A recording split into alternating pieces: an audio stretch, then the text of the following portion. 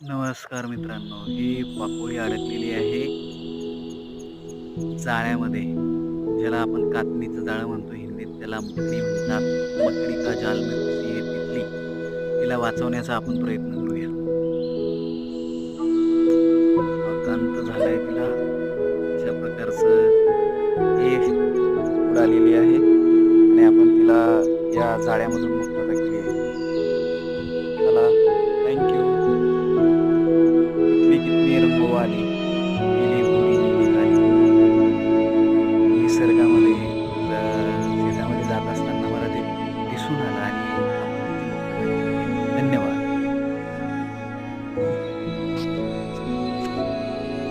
या ये हमारी